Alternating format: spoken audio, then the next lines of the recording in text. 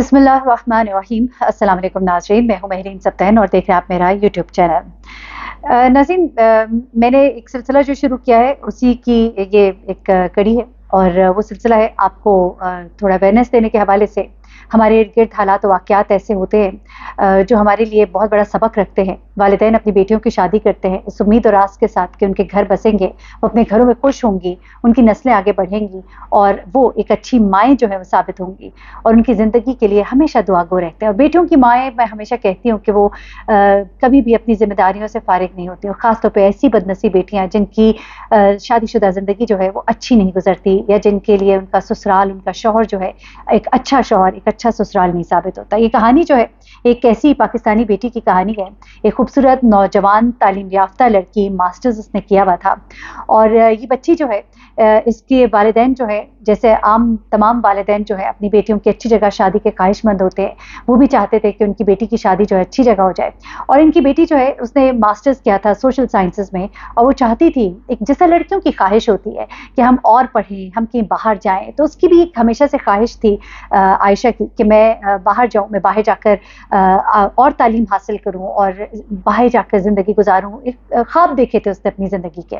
तो जब भी उनके घर कोई रिश्ता आता था तो वो अपनी वालिदा से हमेशा कहती थी कि कोई ऐसा रिश्ता देखिएगा, कोई बाहर का रिश्ता हो। वालिदैन भी बेटी की ख्वाहिश का एहतराम, जबकि उसकी वालिदा कहती हैं कि मैं चाहती थी कि मेरी बेटी मेरी आँखों के सामने रहे, हम उसे मिल सके, लेकिन उसकी इतनी ख्वाहिश थी कि हम उसकी ख्वाहिश के आगे जो है हम भी चुप कर गए और हमने भी इसी चीज़ को प्रायोरिटी मतलब में रखा लिस्ट में कि अगर कोई अच्छा रिश्ता आया बाहर से तो हम उसका रिश्ता तय कर देंगे। इसी दौरान में एक रिश्ता उनकी बेटी के लिए आता है बाहर से, अमेरिका से। लड़का जो है अमेरिका में होता है, मास्टर्स किया होता है उसने बिज़नेस एडमिनिस्ट्रेशन में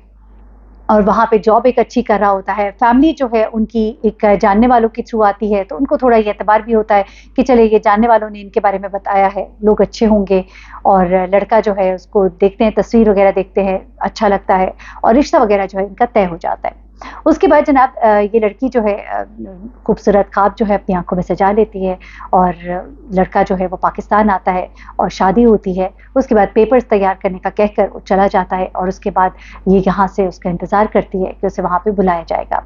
एक प्रोसेस होता है जिससे कि उसे गुज़रना होता है और उसके बाद जो है ये लड़की अपने ससुराल जो है चली जाती है और बड़ी खुशी-खुशी जाती है क्योंकि उसको तो बाहर जाने का बहुत शौक था। घरवाले जो हैं उदास होते हैं, रोते भी हैं, अपनी बेटी को बड़े प्यार मोहब्बत के साथ रुखसत करते हैं।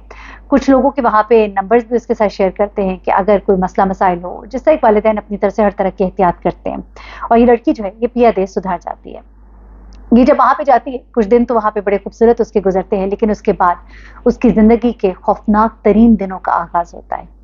ये कहानी उसने पाकिस्तानी एम्बेसी में जाकर जब मदद माँगी, एक छोटा-सा गोद में बच्चा लिए हुए जब वहाँ पहुँची है और जिस हाल में पहुँची है, उसके बाद उसने जिस तरह से मदद माँगी और उसने अपनी कहानी सुनाई, वो बड़ी खौफ़नाक कहानी है। होता कुछ इस तरह से कि जब वहाँ पहुँचती है, तो शुरू में तो उसे बड़े खूबसूरत जैसा ख्वाब दिखाए गए थे, वो सब सच होते दिखाई देते हैं।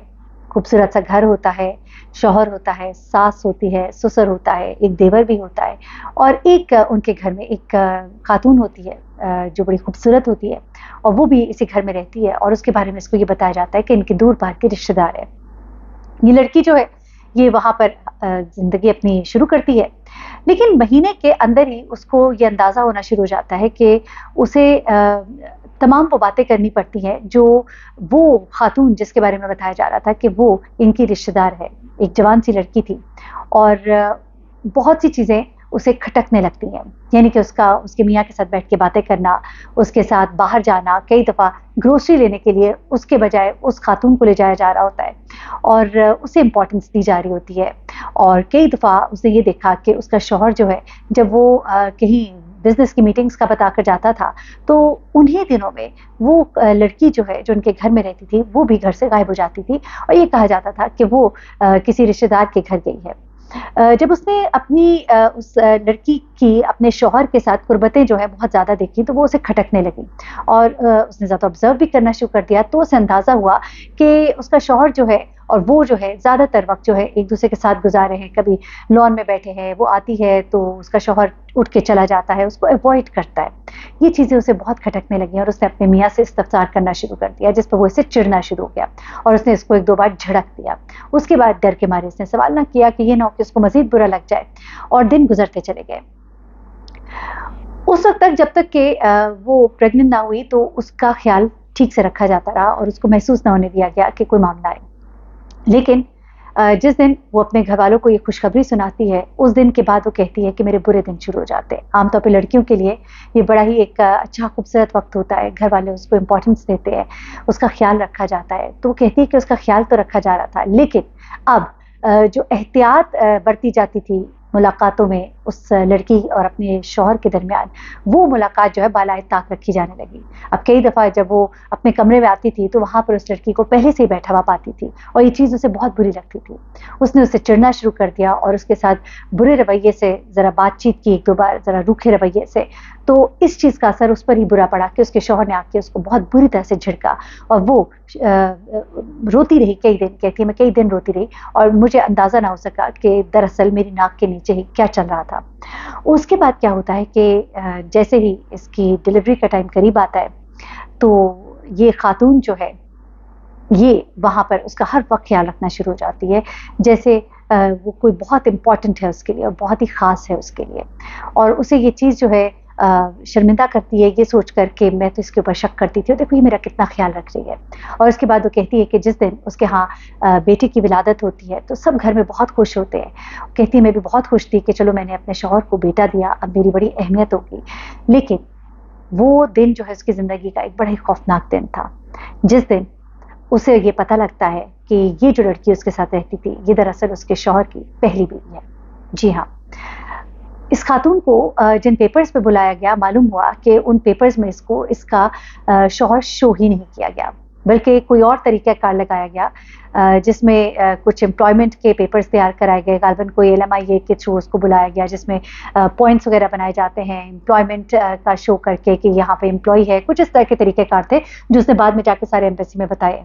जो उसको खुद भी बाद में पता लगे।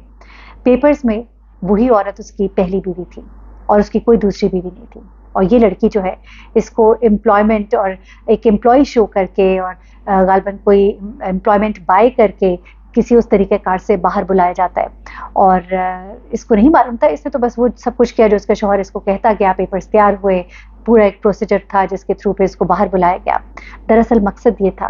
कि इस शौहर को औलाद चाहिए थी और उसको औलाद जो है अपनी पहली बीवी से नहीं मिल सकती थी। इसकी बीवी जो है वो चाहती थी कि औलाद ज़रूर हो और इसके शौहर की औलाद हो, लेकिन वो उसे पाले। और वो कहती है कि जब उसके यहाँ बच्चा हुआ और उसको ये तमाम बातें पता लगी और उसको ये कहा गया कि उसको इसके बच्चे के एवज़ जो है एक भारी रकम दी जाएगी और बस उसे यहाँ से जाना होगा, या वो नहीं भी जाएगी तो उसको कुछ ना कुछ अरेंज कर देंगे, कुछ उसके लिए अच्छा कर देंगे। वो कहती है मेरे लिए ऐसे लगा कि जैसे मेरे सर पे आसमान फट गया हो, मेरी ज़मीन मेरे पाँव तले से निकल गई हो और मैं उस बच्चे को जिसको मैं गले लगाना चाहती थी उसको मुझसे छीन लिया गया। जब मैंने रोना डाला, मैंने शोर मचाया तो मुझे कमरे में बंद कर दिया गया, मुझे डराया गया, धमकाया गया और मुझे बताया गया कि मेरे तो कागज़ात भी अब इनके पास हैं और मैं इल्लीगल हूँ यहाँ पर और इस तरह की चीज़ें। वो कहती मुझे कुछ मालूम नहीं था कि ये सब क्या हो रहा है और मैं बहुत डर गई थी, मैं घबरा गई थी, मुझे कुछ समझ नहीं आ रही थी। उसके बाद वो कहती है कि जब मुझे इन्होंने बंद रखा और मैं बहुत रोई और बड़ी मैंने मिन्नत समाजत की, फिर उसके बाद मैंने थोड़ी-सी होशियारी की।